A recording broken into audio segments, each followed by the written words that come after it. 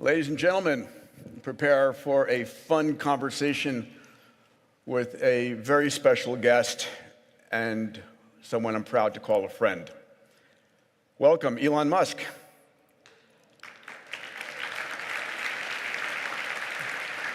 Elon, welcome to Riyadh. It's been quite an incredible 90 days for you, my friend. XAI Colossus came online 122 days. You're about to double in size again. Extraordinary success of the fifth mission of Starship and the booster capture. Amazing. The launch of Cybercab. Starlink helping in disaster relief. Progress with Optimus. The second Neuralink human patient. New record users on X. And that's in 90 days. I'm sure I've missed a few things. Welcome. Yeah, I've been playing a significant role in this election. I think I saw you someplace on X dealing with election issues. Let's talk a little bit about AI, which is on the tips of everybody's conversations here.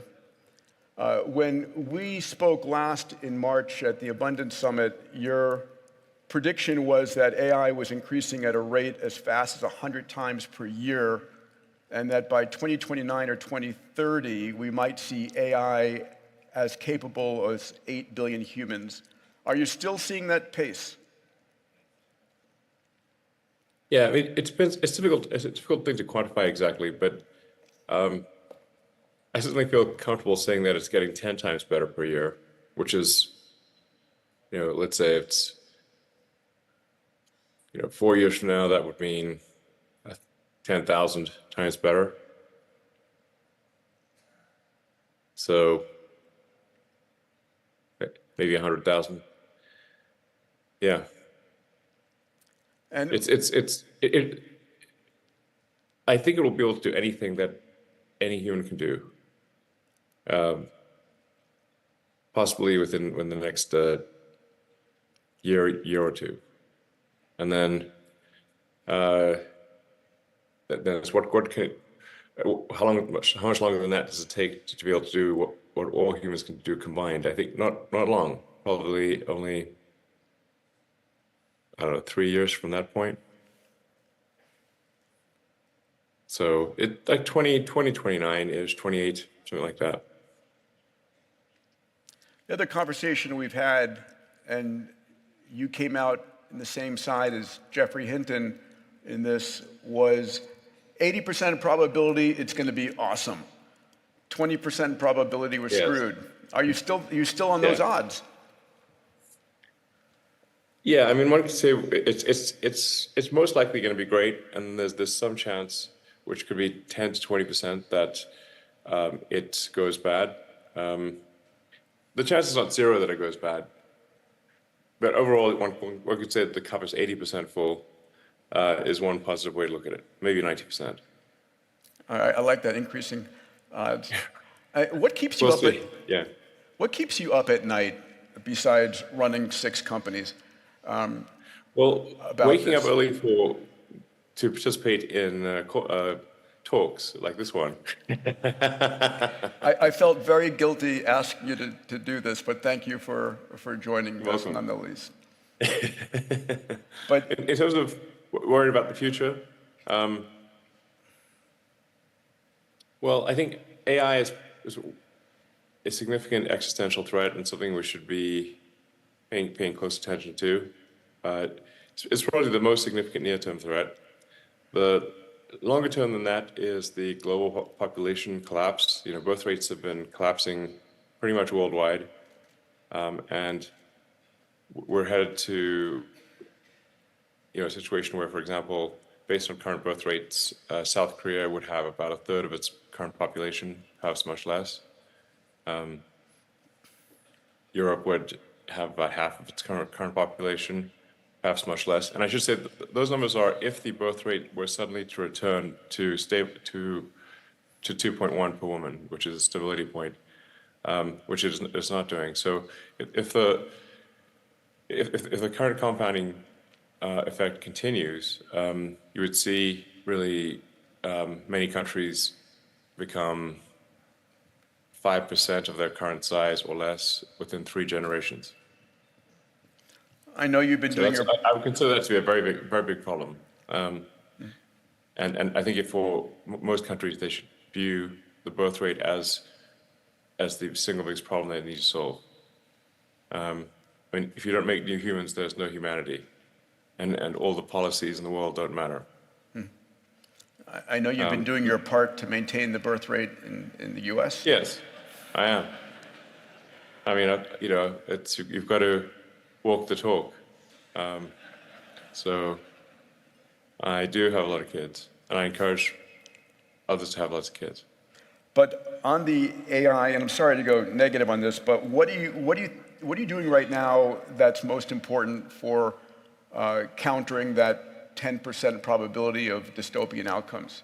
Is there something, or is there a regulation that you're promoting? How do you think about, the upside will take care of itself. How do you protect against the downside?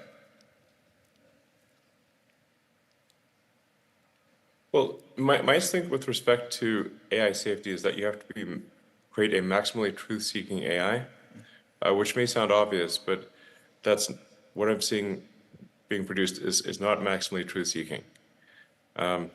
It tends to be trained to be politically correct, and for a lot of the AIs that are being trained in the San Francisco Bay Area, they have taken on the philosophy of the people around them, which kind of makes sense. So, you have sort of a woke, nihilistic, in my opinion, philosophy that is being built into these AIs, and they're being taught to say crazy things in some cases that are very troubling. Like when Google Gemini came out, people asked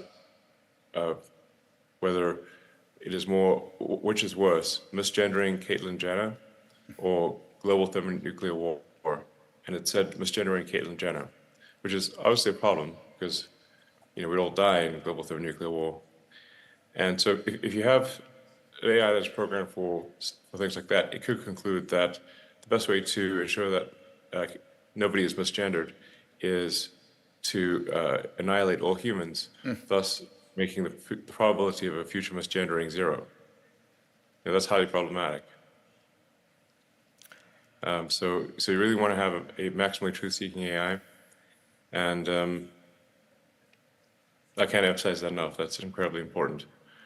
And obviously build an AI that loves humanity, and I think these. So I'm a little concerned. That's why I created XAI, which is to have an AI that is maximally truth-seeking, that aspirationally does love humanity, and will seek the best interests of humanity going forward.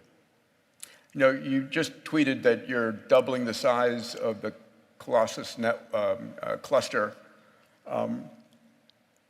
Yeah. What are your thoughts? We already have with XAI the most powerful training cluster in the world, and we're about to double it.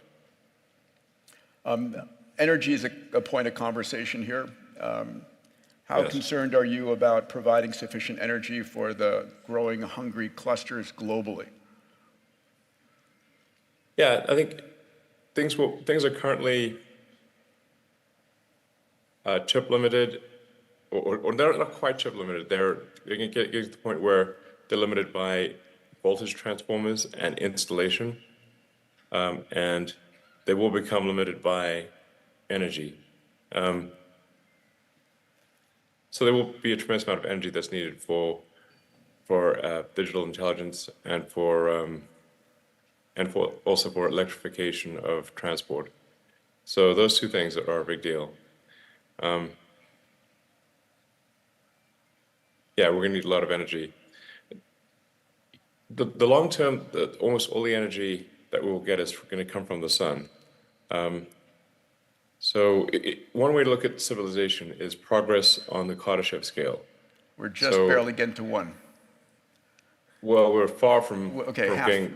I think we might be close. I'm not. It's not clear to me we're above 1% on the Kardashev scale 1.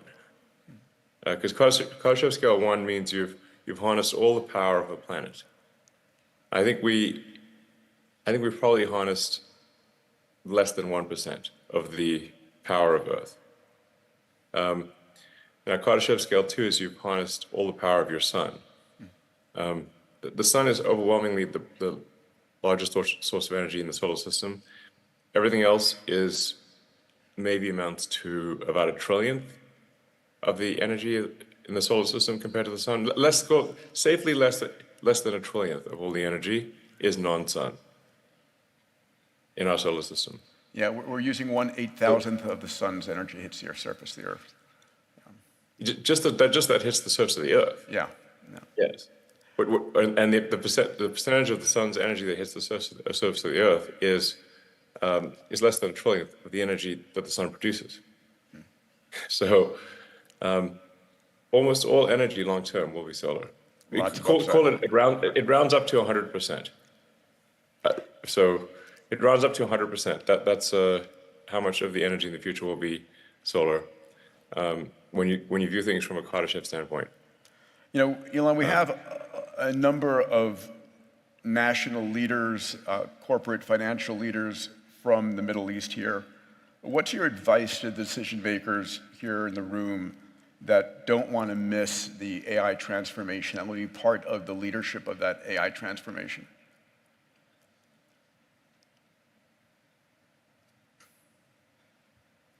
Do they need to build their own clusters here? Are they partnering? Yeah, I think there's probably all countries will have their own AI clusters over time. It's currently very difficult to actually build an AI cluster and have it run. It's not like just pulling a computer out of a box. They are currently very difficult to run. And you have to say, are you going to be training a frontier model? Because if you're training a frontier model, then you need a massive amount of compute and a level of technical skill that is only a few companies possess. But over time, I think every country will have AI compute clusters. It's just going to be a normal thing that every country has. So, yeah. So basic infrastructure for every nation, like they have an electrical grid. Yeah, it'll be something like electricity, or having an airline or something like that. It's every country will have AIs or multiple AIs. So, and there will be a lot of robots. There'll be a lot of robots. But we had way more robots than people. Yeah, let's have that conversation a second, because people are concerned about, as you said, dwindling populations. AI and robots have the potential to help support the GDP. Yes. Congratulations on Optimus 2 and soon Optimus 3. Your prediction on the number of robots by 2040, humanoid robots to be specific, what order of magnitude? By 2040? Yeah, so.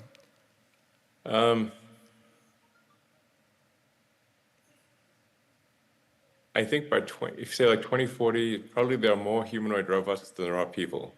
So on the order of 10 billion, yeah. Yes. And your price point on these humanoid robots? You're pretty good on pricing. Sometimes you're off on timing. Yeah, I'm often optimistic on timing, but although the press will report when I'm late, but not when I'm early. For example, our Shanghai factory, we thought it would take about 1.5 years, and we did it in 11 months. Our Nevada factory, we thought 2 years, we did it in 18 months. Or the Colossus cluster. Texas factory, 2 years, we did it in 14 months. So I've been early actually many times. It's just not reported. So when I make a prediction, I try to say what is the 50th percentile likely, which means that half the time I should be wrong. So I'm not sandbagging essentially.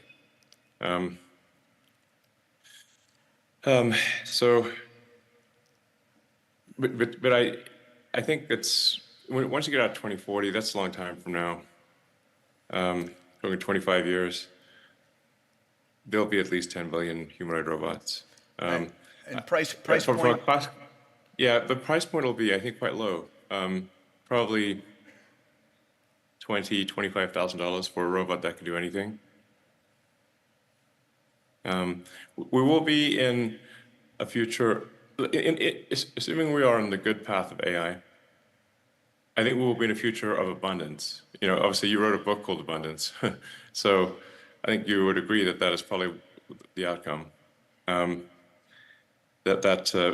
Basically anyone will be able to have any goods and services they want. The actual marginal cost of goods and services will be extremely low in the future. In our last 4 minutes, let me change the subject to something near and dear to both of our hearts. Congratulations on Starship. It was literally awesome, probably the engineering feat of this decade, if not more. Not bad for humans. Not bad for humans. We did that with no AI was involved in that whatsoever. So Amazing. I'm glad to say that we were able to do that entirely with human brains and without AI. I think in the future the AI might look at that and say, not bad for a bunch of monkeys. When are we on Mars? When is Starship on Mars? I think we'll be able to launch some Starships to Mars in 2 years.